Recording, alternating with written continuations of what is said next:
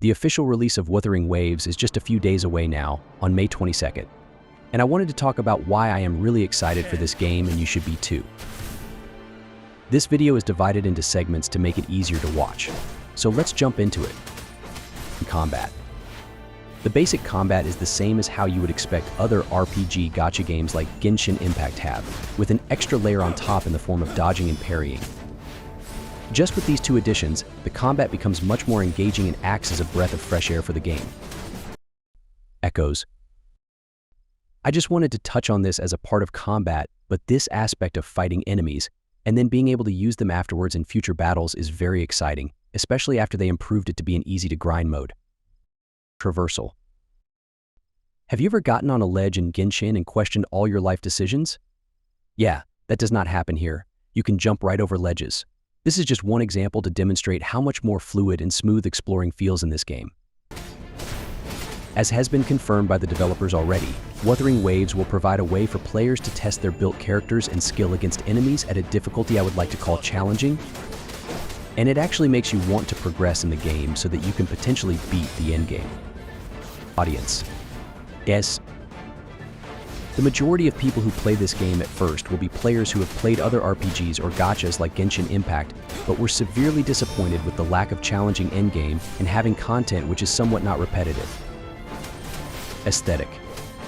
I really like the aesthetic that this game sets for itself in the form of a post-apocalyptic world while using a dull color palette for the overall world design, and it really delves into it to make you feel immersed while exploring a place you are experiencing for the first time.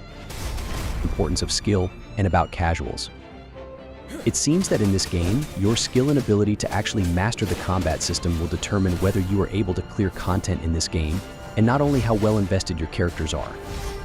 On the other hand, for a casual player, an effective and not so hard way is just to keep grinding on resources and characters if they want to beat all the content in the game, meaning all types of players are accounted for. Company Listen story.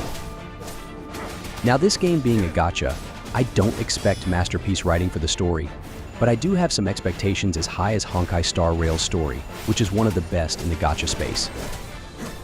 The biggest plus I see in this game is that its developers listen to their player base.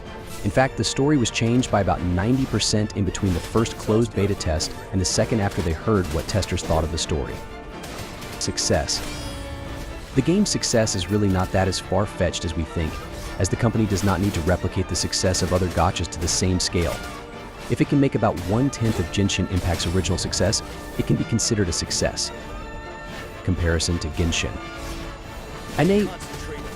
People are discussing whether they should quit Genshin Impact for Wuthering Waves, to which I say you should first at least try Wuthering Waves for its initial release month to see how much it can provide in comparison to a well-established game like Genshin Impact. Then you can decide which one you prefer in the long term. Anyway, I am looking forward to the release of WoWA and will be making a lot of content for this game. Excited for the future of this game.